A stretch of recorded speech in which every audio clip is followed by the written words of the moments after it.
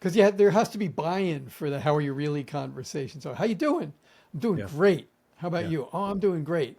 Okay, now that that's out of the way, Yeah. And how are you now how doing are we really? really doing? Now, how are you doing really? Yeah, yeah, Yeah. yeah, yeah, yeah. So it's like get the handshake. I love that. Get the handshake out. Get the handshake done, Yeah. and then let's lie to each other, and now we can tell the truth. That's right. All right, welcome back to Raising Men. Today's episode is a really special one to me because I get to sit down with somebody whose work has been shaping the conversation about masculinity and manhood for years. A guy by the name of Ken Mossman. Ken is a leadership coach and a facilitator who founded Cirrus Leadership and developed the Integrated Adult Man program, which invites men to dismantle outdated teachings about manhood. Ken, I got to tell you, I'm thrilled to have you here. Thank you so much for joining me. Where do we find you today? Thanks, Shaun. We find me on the second floor of my home in upstate New York, right outside of Saratoga Springs, Wilton. I love it. That's beautiful. Well, let's just dive right in. You know, one of the things that you've talked a lot about is the lone wolf or the lone cowboy, this myth of a man who does it all on his own. Why do you think that myth is so persistent? And what's the problem with it? Yeah, it's a great it's a great place to start, Shaun. I think the myth is persistent because the culture has this attachment to this notion of not only notion of independence, but notion of quote unquote fierce independence. And and what are the cultural icons we turn to in terms of that kind of fierce independence? Well, it's this notion of the self-made man. Again, you mentioned the lone cowboy, lone wolf, lone cowboy. But if we really take a step back and look at those ideas, first of all, and I know we talked about this a little bit when you and I first spoke, and we'll use the lone cowboy as an example. So the lone cowboy, of course, had a horse. He's out on the range. He might be out there by himself, cattle, et cetera, et cetera. Sure. But he's got his horse. He's got his saddle. He's got his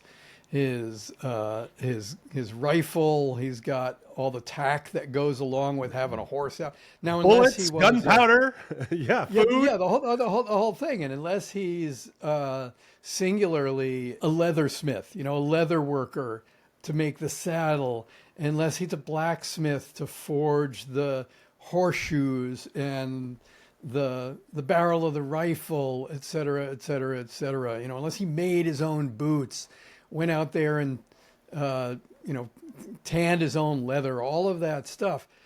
There were other people involved, certainly other creatures involved, but there were other people involved. And the same idea goes for the self-made man. Well, if the self-made man created a business, if he is relying on customers, if he's relying on any kind of help at all, yeah, there's a big difference between being an idea guy, wildly important,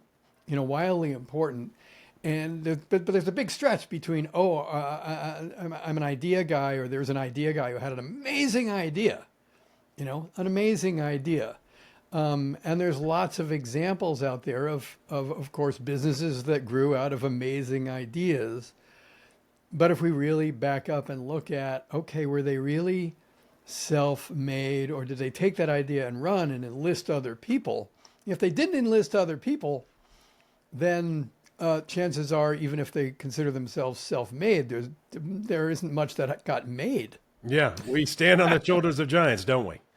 Well, we can't stand on the shoulders of giants, but we also depend on I mentioned the business and the customers. We depend on the people who show up to buy the service or the good or whatever that we're creating. We rely on others. There's a whole network. There's a whole system at play there that flies in the face. The evidence flies in the face of the notion of the self-made man. Yeah. And that isn't to say that, well, just finish the thought. That isn't to say that one shouldn't pursue those ideas and those visions and those dreams. Absolutely. But just be clear that it's going to take more than just you in a bubble or out on the range somewhere. Yeah, and that's where the problem and in fact, if you don't actually figure out how to get around the myth, you probably won't accomplish much, will you? If the lone cowboy didn't have someone to make boots, he wouldn't have boots. And Right. if he didn't seek that person out, and if he didn't have the humility to understand that that's not something that he brings to the table, you need to figure out what you bring uniquely to the table and cultivate that as opposed to trying to do everything. Yeah, for sure. Yeah, trying to do everything leads. Well, for one thing, it eventually leads to just fritzing out, to burning out. Absolutely. But yeah, we need other people. We need to be in relationship with others if we're going to get anywhere. Yeah. When it comes to parenthood, I suffered from this disease so seriously. My wife suffers from it too. And so we really struggled in that sense. And one of the things that was where it was a really acute struggle for me is when my son was born. He was our firstborn. I didn't connect with him right away, and my wife did. He'd been growing in her belly, and when he came out, it was they weren't meeting for the first time, right? They were seeing each other for the first time, and it's a different thing. They were already in love, and for me, that didn't happen, and I thought I was a sociopath, and I was going through that completely by myself. And I what is wrong with me? I do not love this crying, pooping, puking thing. And it came later from me. And there were a lot of men that I saw making a lot of noise about how much they loved their child and their baby. Right when he came out, I saw him and I loved him more than anything in the world. And I knew I would give my life for this. That's the story. That's another myth, right? That is so pervasive. And that just wasn't true for me. So I felt like something was wrong. And what I found out is as soon as I started opening up to other fathers, that's the common thing. That's the vast majority of fathers feel the exact same way. They don't feel connected with their sons until much, much later on. And it shocked them too. And they went through it alone also. And it wasn't until I started sharing this thing that was shameful for me. I come to find out that everybody has it. Well, there's a few things in there, Shaun. One of them is that you raised the flag of shame there, and oh boy, we could do a 6 months show. I think we probably could. So maybe let's maybe not go there, but I'm really curious, and that is what had you reach out and start sharing what you were going through with other men and other fathers in particular?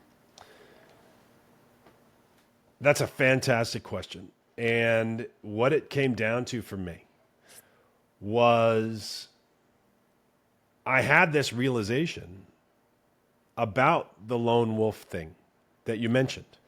The cowboy doesn't make his own boots. And I realized that I didn't have to go through this stuff alone. Around that same time, I had a friend, really, really close friend, been one of my best friends since 8th grade. He came to me and he told me he was getting a divorce after 20 years. And I was shocked, and I had the typical reaction, oh, what are we going to, we got to fix this thing. You can't get a divorce and all this stuff. And then he started telling me why. And he shared with me the way his life had been in the last decade and about all the struggles that he's been through. And I had two realizations at this time. This is one of my closest friends ever, and I didn't know this. For 10 years, he'd been struggling with this thing, and I had no idea. And I felt two things at one time. I felt mad at him that he never came to me. And I felt like a failure as a friend that I didn't elicit this from him. And then I also realized that I had my own struggles over the past 10 years, and I hadn't shared any of them with him either. And that shocked me out of my sense of complacency, out of this sense that I had to be the lone wolf who knew all the answers at once, and allowed me to realize that my world is so much bigger than it can be so much bigger than it is. If I just realized that I don't have to be the one who does everything. I don't have to come up with everything myself. I can leverage the wisdom and the works of others. And I can be of more service to other people in my life if I do that, instead of trying to do absolutely everything myself. There is a treasure trove of good stuff to dig into in what you just shared, and the notion that somehow or other we're supposed to know. Yeah. That's very Hollywood. The happily ever after nonsense. Yeah. Storybook Hollywood. It's all in the same vein. But there is this notion, and this is another piece of what gets us in trouble as men, is the story about, being the authority, being the one who has the answers, being the let's go with authority and the answer guy, always having an answer. And which takes questions off the table, which takes curiosity off the table, which takes the idea of for many, not for all, of course, but for many, of being willing to say, I don't know. Hey, what about the humana humana? Hey, I have no experience with the humana humana. I don't know. Yeah. See, it goes to the joke of, why don't dudes ask for direction? Because they don't want to admit that they're lost. That's right. But in relationship, this notion that there's something shameful perhaps about being in some sort of struggle within a relationship.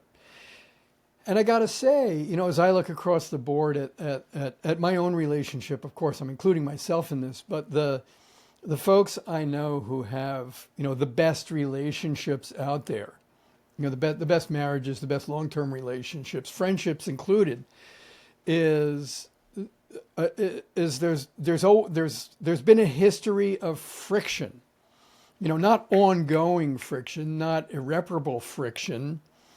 But if we really look at the relationship, there have been times where it was far less than ideal. And then that presents a challenge. Then, okay, how are we going to get through this? How are we going to get through this? So, friction does amazing things. Friction polishes stone. Friction polishes relationships. It's kind of like the way it works. And the notion that we don't, as men, that we don't talk about these things is, it's troublesome on a good day, deeply damaging on a not so good day. Where do we go? And there's tons of statistics out there on men and the epidemic of loneliness and deaths of despair, suicides, etc. I mean, there's tons of statistics out there. You don't have to go through. It's terrifying. Yeah, it is, and it's and again, that's not to say that there aren't those problems with folks who aren't men. That there certainly are. Yeah. But at the same, but we're here to talk about men. Yeah.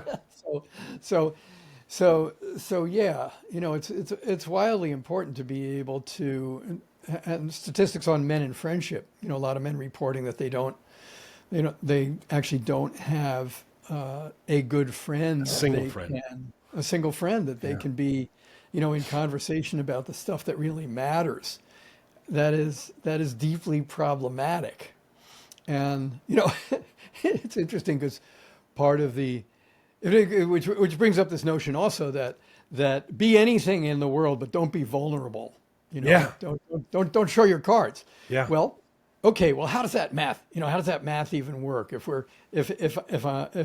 I'm lonely and I'm feeling alone, but I'm told that to be vulnerable or showing my cards is a bad thing, but I actually want to connect about things that have any kind of depth or true meaning to them, then that is going to take some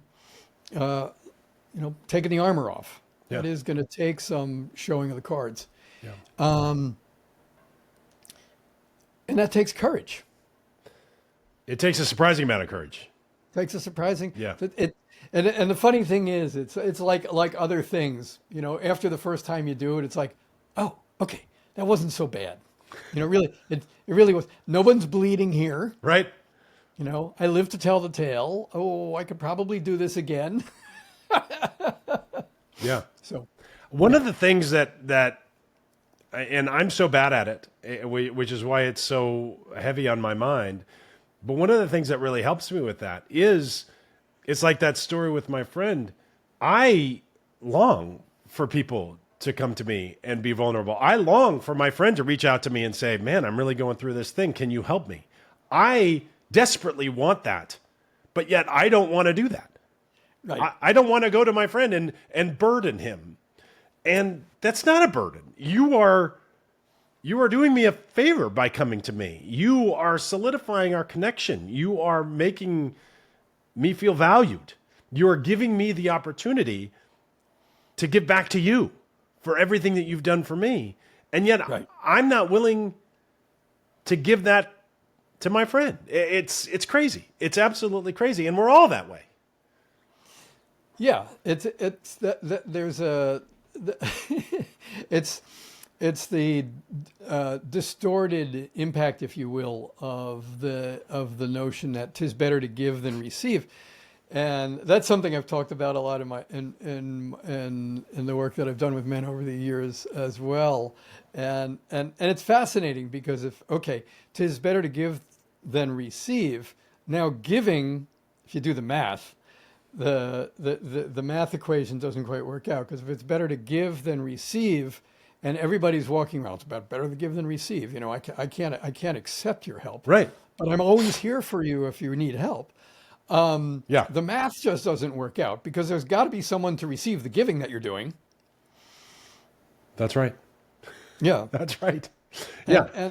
and there is something also that I think it's really important to recognize. If you think about if you give someone a gift, a material gift, the expectation is not that they're going to take it and hand it back. They're not going to say, "Oh no, no, no, no, no, no, no, no, no! I can't possibly receive this. I can't receive this from you on my birthday, because 'tis better to give than receive." Right. So take it back. Would you like some cake? Right. Exactly. Oh no, I couldn't possibly, because you can see it. I mean, it gets, and they're kind of goofy examples on the one hand.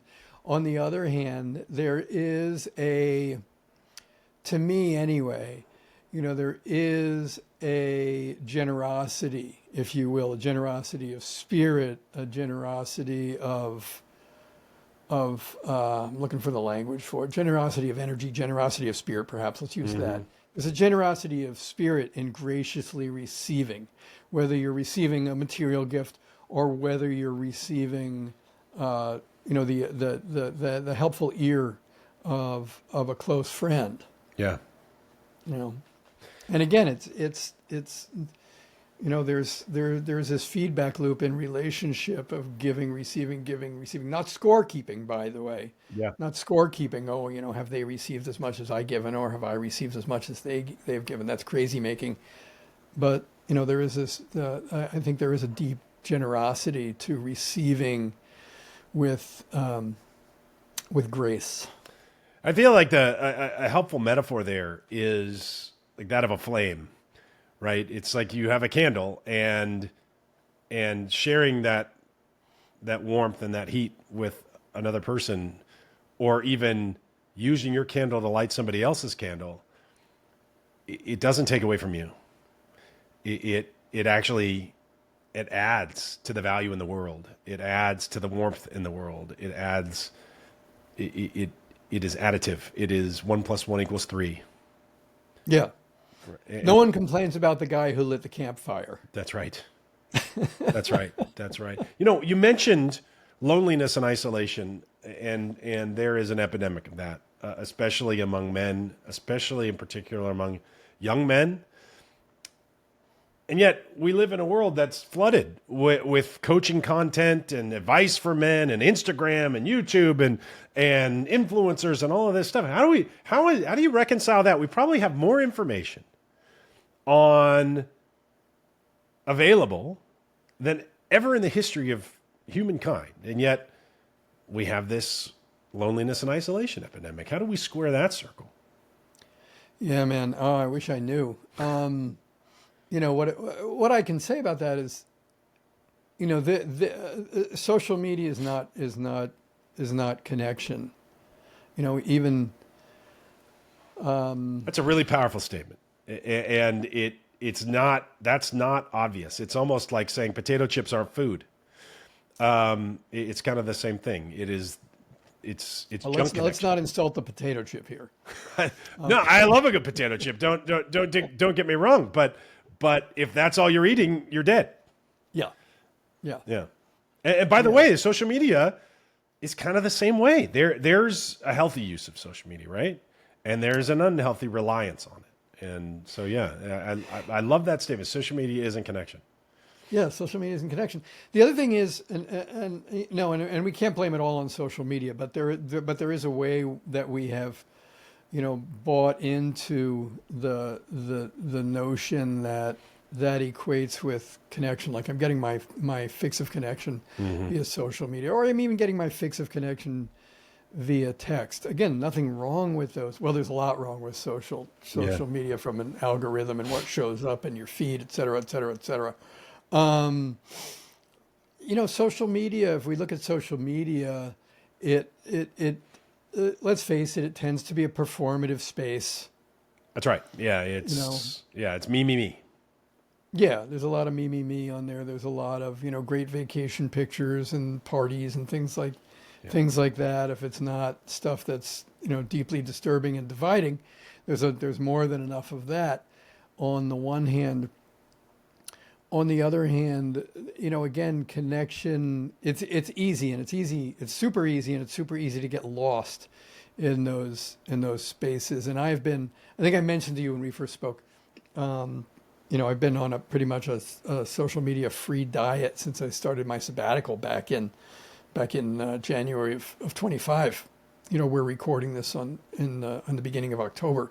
But back to the question about I think back to the question about the loneliness piece. At some point, it's really important to first of all take a look at oneself, which is a hard ask. Yeah.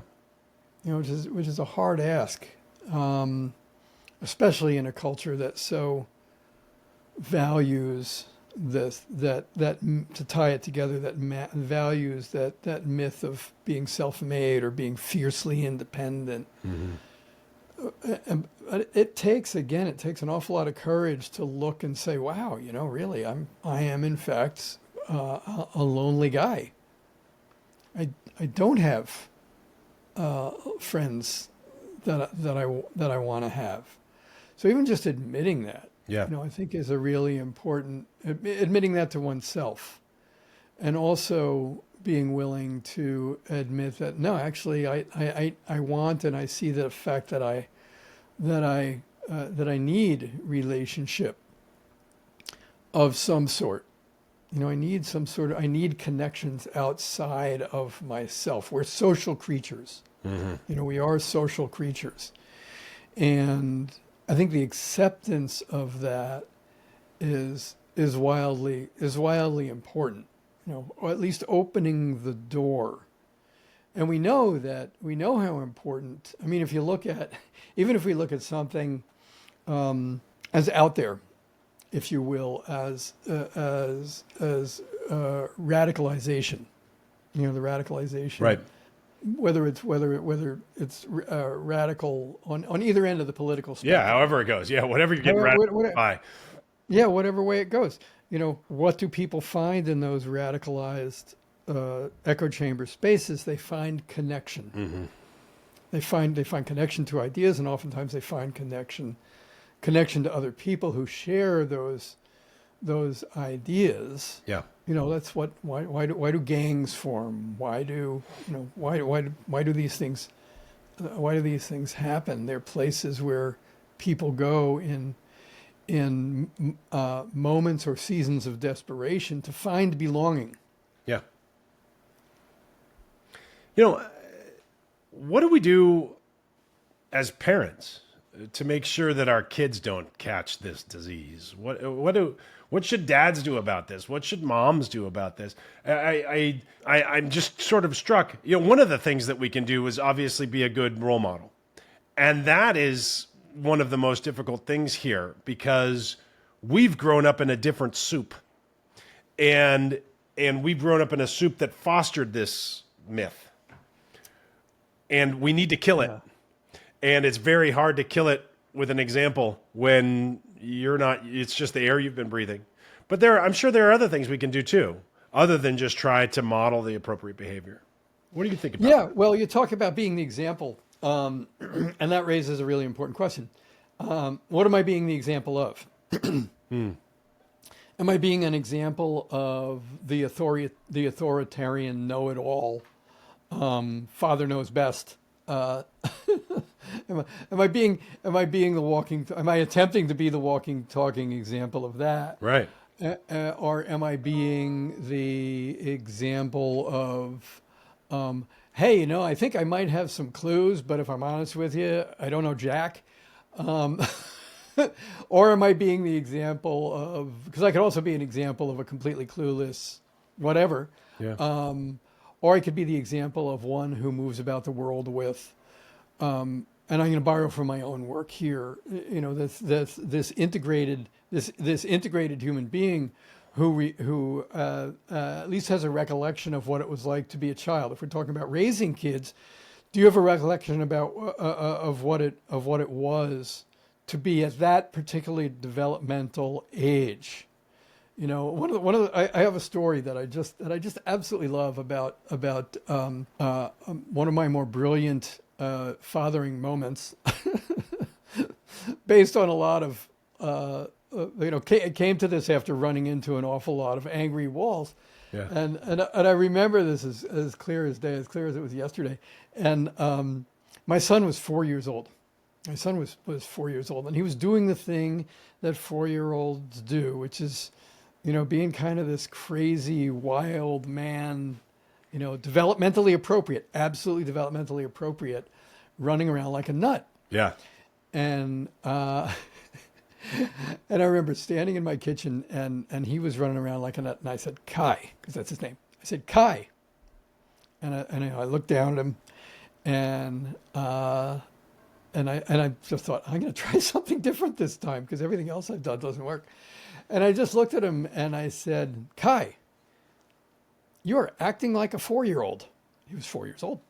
And he looked at me, and his eyes just got big, big blue eyes. Eyes got big as saucers. And he's just like, Daddy, I am a 4-year-old. Right. And I was like, that you are. Carry on.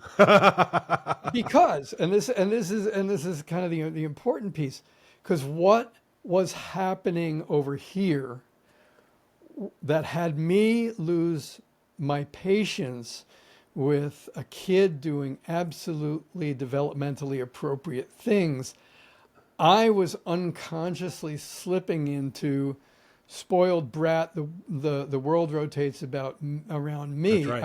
I was devolving into my own distorted version of a 44-year-old at the time, 44-year-old 4-year-old. Yeah. And and just that simple goofy act, just for me anyway, it's just like opened up the floodgates. Oh, okay, my job as a parent is to be able to meet him, and if I can't yet do that, develop the capacity to meet him at his developmental level, not expect him to be, operating as the 44-year-old or the 46-year-old, as the 48-year-old, whatever. He was going to be 4, he was going to be 6, he was going to be 8, and everything in between. And my job as a parent was to first meet him at that level. Yeah. Not devolve into it, but have access. And this, again, is part of the key, to have access to that part of me that was and may remain forever. I had to learn to access my inner child in a heartbeat. When he was older, I had to be able to access my inner confused, tween. That's right. 12, 11, Yeah. 13, that crazy period. And even more so as a teen in that experimental, indestructible phase, to be able to access those parts of myself, to first of all be in conversation with him without coming off as, again, the know-it-all authority on everything, because I don't know what it's like being him. Yeah. I knew what it was like being me, and also knew what it was like being me in a house where I couldn't seem to close the gap with my own folks. Yeah. I remember so when my boy was younger, he's 6 now, but back when he was 4, it was so similar, and I would find myself flashing angry. Yeah. And that was an interesting situation for me. I am not by nature an angry person. I don't get particularly mad particularly quickly. I am measured, and I usually take a step back, and I don't have a lifetime of having experienced flashing angry and dealing with it. Mm-hmm.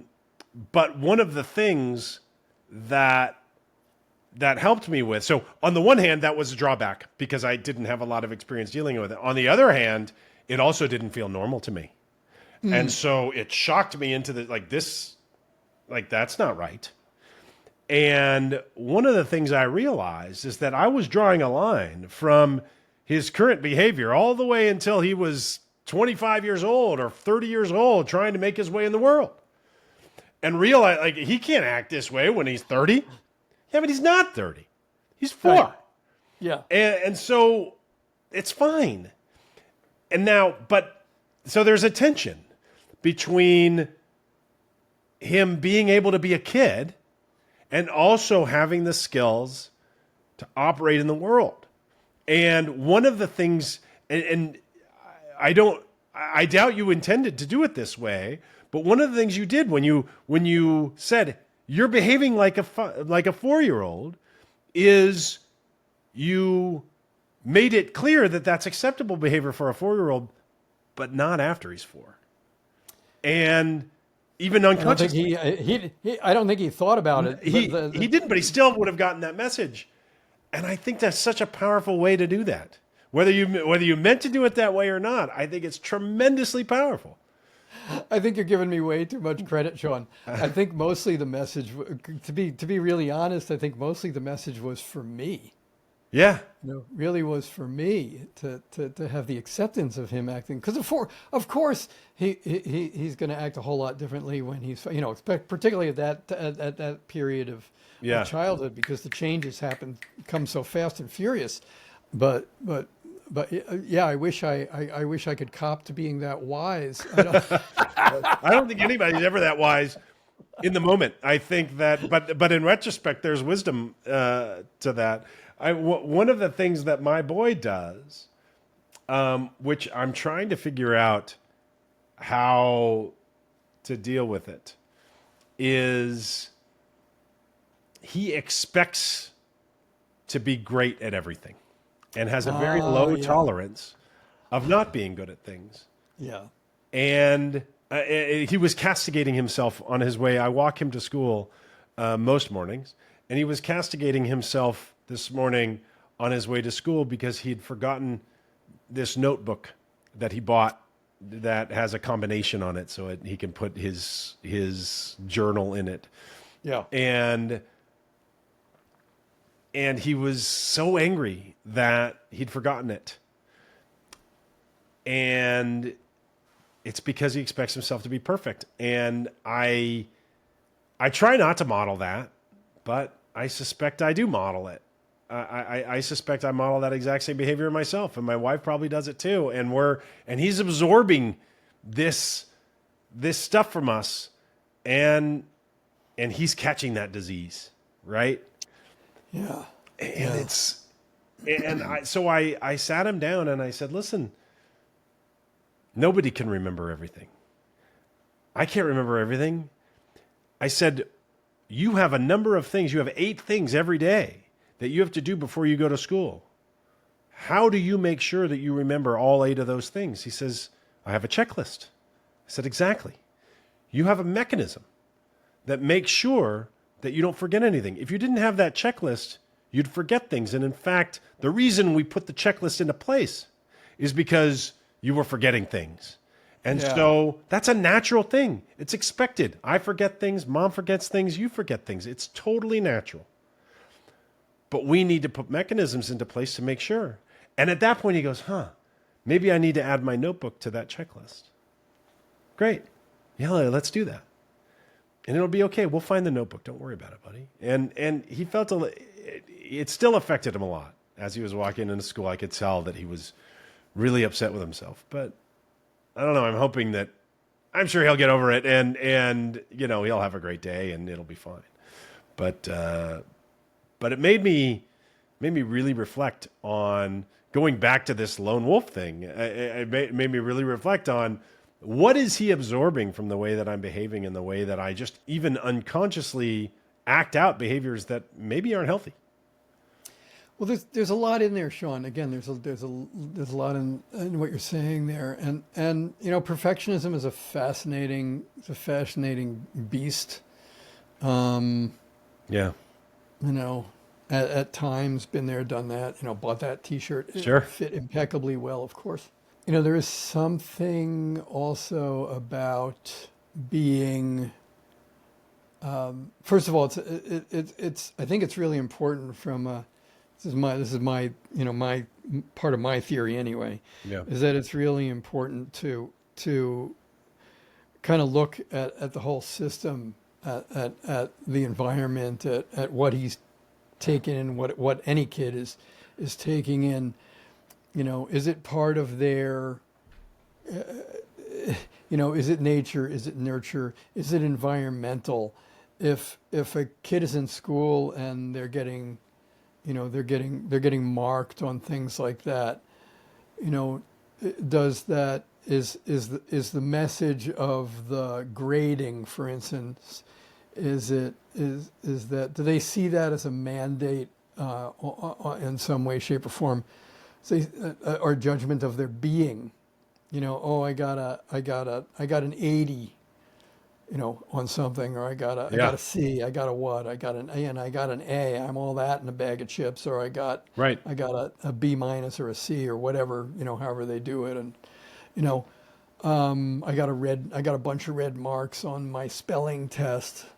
Are they equating that with having spelled things the wrong way, or are they equating that with I'm an idiot? Yes. And obviously there's a long way between those two things, but I think it's really important to have questions about that, and to be curious about how they're taking that. Again, what is the education?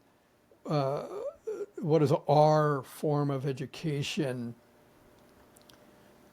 promote? Mm-hmm.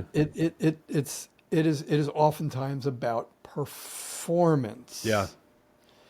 It is not necessarily about, this happens later. I think in later education, that's when we're, I think, at a developmental stage where we can see our education as learning to learn. But I think early on, in many cases, unless it's being taught in exceptional ways, that I don't really know or understand, but unless they're being taught in exceptional ways, that they are learning to learn, that they're involved in a process versus being prepped for a performance. Yeah. It's a whole different animal. And back to your point in terms of modeling, yeah, I think it's really important that our kids are able to see that we don't have it all together. The love part we got. Yeah. I know I will love you without condition for sure. You are welcome to make mistakes, and here, this is a great place to mess up. And we as adults do it all the time. We just do it at a slightly higher level. That's right. But yeah, I think it's important to recognize when, are they seeing the authority figures in their lives? Are they seeing them? How can you carry I'll put this another way because I can see I'm kind of drifting here, but I'll put it another way. I think it's wildly important as parents to hold one's authority as a parent, if you will, and loving guide as a parent, not authority over, but authority that comes from having, decades more of life experience. That carries authority with them. That's right. That carries authority. That carries some weight. That's on right. the one hand, but also carry one's cluelessness and one's fallibility, at the same level. Oh, silly me, And there's a big difference between, oh, silly me, and, oh my God, I can't believe I did that. I'm such an idiot. Those are really, really different things. So, so I think it is important to look at, okay, when I mess up, how does my kid see me responding or react? Are they seeing me respond to things I get wrong? Or are they seeing me go into some sort of deep hole of reaction where I get triggered because I mess up? Right. It's like, how much permission do you have that gives them permission to fail forward, if you will? Yeah, and I can imagine, your own harmful self-talk is another modeling thing. I mean, oh, I'm such an idiot. Why did I do that thing? I mean, that's basically teaching your kid to do that same thing. And that's not nobody should be calling your kid an idiot. Not even them. Right. Certainly not you. And if you're not willing to be nice to yourself and they're not willing to be nice to themselves, why would the rest of the world, right? Mm-hmm. Yeah, permission to fail and fail with grace and and screw it up royally and then come back and do it all over again. Yeah, and there's a real virtuous cycle to that because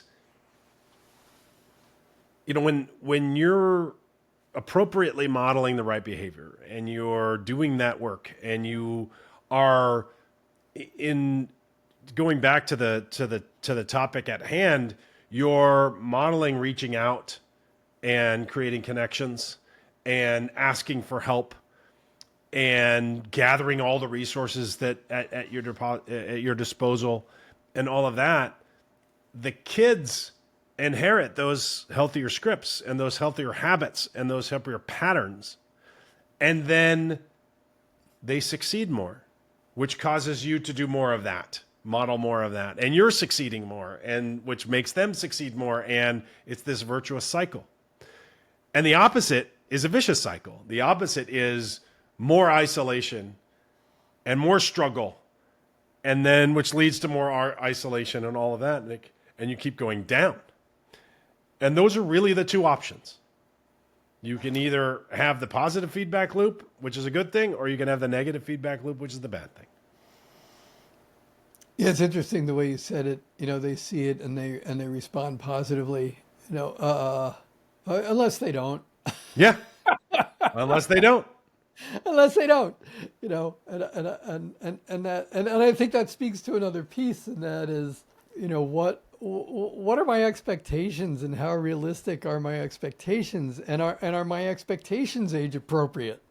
Yeah. Or developmentally appropriate? Do I give myself permission? Do I give myself permission to screw up publicly? you Yeah. know, in front of my family when I'm trying something new. Do my kids get to see me try new things? Do they get to see me try and fail? Do they see me get to, wander through the wilderness of mediocrity if I'm learning something new? To Yeah. get to semi-competent, to get to meh, to get to, oh yeah, now I can kind of do this well and still screw up every now and then, to finally getting to the point where I'm doing something really well. Yeah. Are they going to have a memory of that journey? Yeah, that's and an impression of the journey, right? There's An the impression of specific the memories of the things, and then there's the overall impression of what they experienced. Give me a sense of some actual some tactical things that men should do if they feel isolated, or how do we retrain ourselves to get away from this lone wolf myth? What should we do? I'm sitting here, I'm in my room, I'm all alone, I'm wallowing, I'm feeling disconnected. What are some tactical, real, like practical things that I can do to start the snowball going? Yeah, there's a few things that come immediately to mind. One of them is if you've got friends that you haven't spoken to in a while, and you're feeling the urge, is to go ahead and reach out. Don't wait for them to reach out. Go ahead and reach out. Worst that's going to happen is nothing. That's right. Yeah. Yeah. So that's one place to start. And, maybe if you want to have a conversation about my one of my friends and mentors, Rick Tamlin, used to have this thing. I think he still probably says it. How are you? Or how are you really? Yeah. Yeah. To be able to have how you doing? I'm fine. How are you? Okay. Now, how are you really? Yeah. And a willingness to go there first. Well, here's how things are really going. And either it'll be picked up or it won't be picked up. And maybe there's a little bit of a conversation about, hey, you know what? I don't need you to fix me here. I'm not looking for advice, but here's how I'm doing really. Yeah. So the other guy doesn't feel like, oh my God, I love this distinction between the how are you and the how are you really, because they actually, and a lot of the times when people talk about that, it's almost like, oh no, like the original how are you is a throwaway. It's not useful. But the how are you really, that's real connection. And that's true, but they actually both share, they both have a purpose. Right. And sometimes, like in our culture, and in our culture, we almost use how are you as a handshake, as a, right. We're a very optimistic culture, and it's almost like we want to reinforce this collective illusion that everything is great. So when I see you on the sidewalk and I say, hey, Ken, how's it going? What I expect from you, the dance, your part of the handshake is to say, I'm doing great. How are you? And I say, I'm doing great too, whether or not it's true. Yeah, right. And that part of that is just like, life is good. And we're always striving for the best. And I discovered this one time. I was going through a particularly tough time in my life, and people were asking me, how are you doing? And I'm going, I'm all right. And I was answering that question in this kind of morose way where I was conveying, I'm not good at all, and I really could use some help. And I didn't get it from anybody. And in fact, what I got was kind of this, all right, okay, have a good day. Real arm's length thing. And it's because we weren't doing the handshake. We weren't dancing. We weren't I was stepping on the other person's toes kind of in the dance. Right. And what I realized is what they needed from me was just to be, I'm doing fantastic. How are you? And in fact, that became my reflex. I just by default answer that question. I'm doing fantastic. And that has this drawback of oftentimes I'm not doing fantastic. And so if you're asking me the other question, if you're asking me the how are you really, I still have that reflex. And that's not healthy. The first thing is healthy. The second thing is not healthy. And so by making that distinction between the how are you and the how are you really, both on the giving end and on the receiving end, it turns it into a different dance. And it's a really, really, really powerful thing.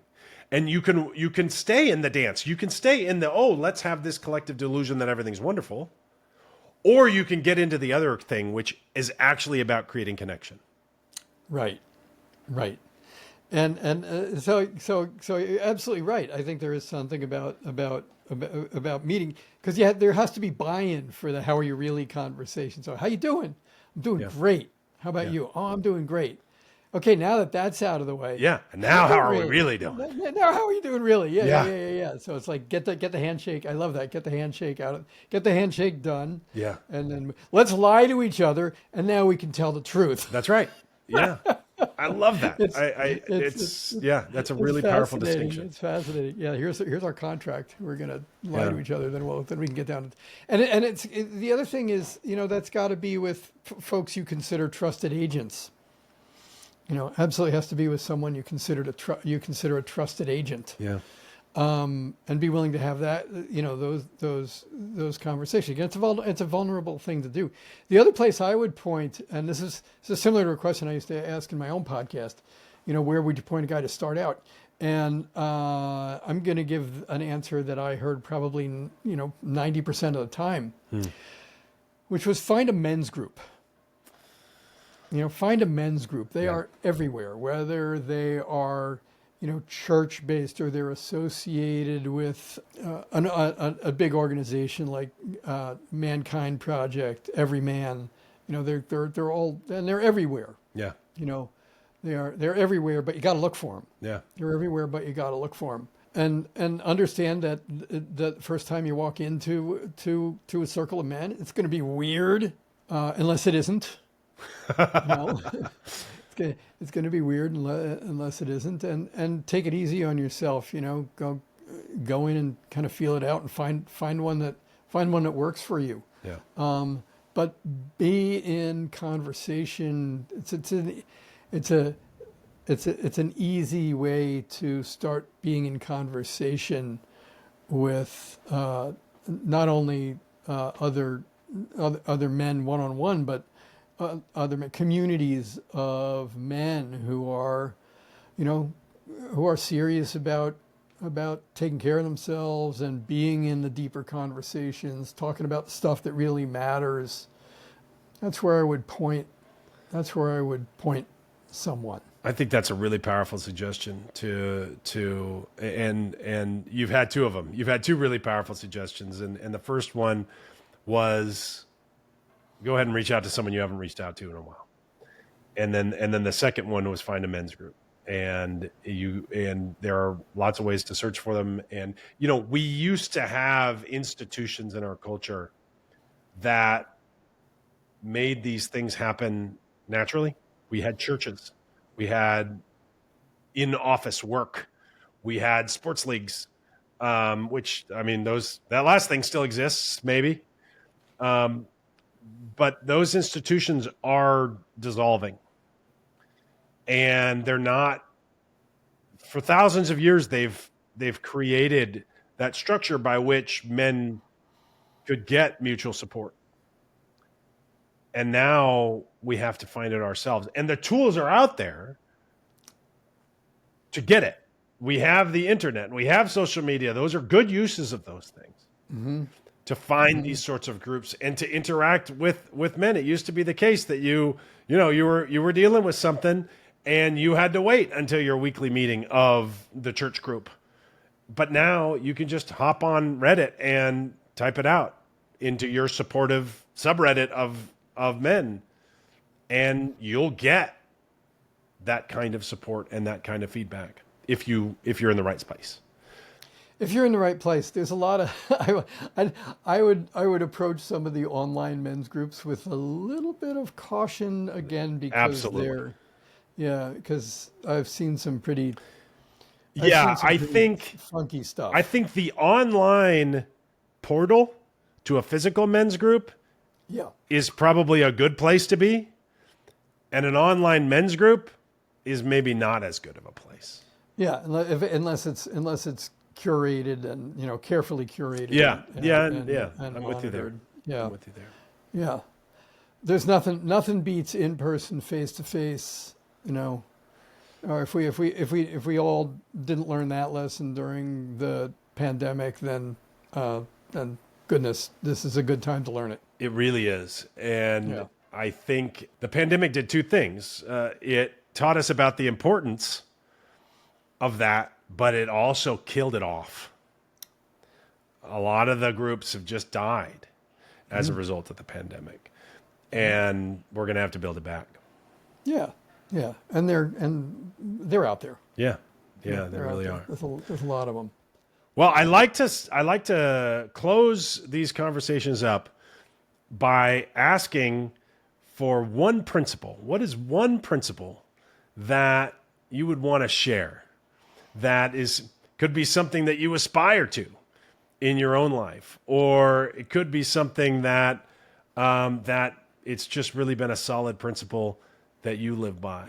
And I know I'm putting you on the spot because No, I didn't warn you that I was going to be asking you for this, but that's part of the magic of it. I'm interested to find out what bubbles up in this heated moment. What if there's one principle that you'd like to share, what would it be? Yeah. Oh wow, just one. And you know what? Feel free to share more than one if you like. Well, no, the one that speaks to me I think the one that speaks to me the loudest is one that I've mentioned already, and that is allow yourself to develop or redevelop. I mean, we all had it as children. We all had it as children. I'm going to say the discipline to move through the world with wild curiosity. I love that. That is so powerful. Have the discipline to move through the world with wild curiosity. That is a fantastic principle. Thank you for that, Ken. Yeah. Thanks, Shaun. Thanks. Well, for Ken, asking. it has been an absolute pleasure having this conversation with you. I hope to have you back in the future, and we can have many, many more conversations. Thanks again for taking the time, and let's keep in touch. Yeah. Thanks, Shaun. It has been an absolute delight. Thanks so much for having me. My pleasure.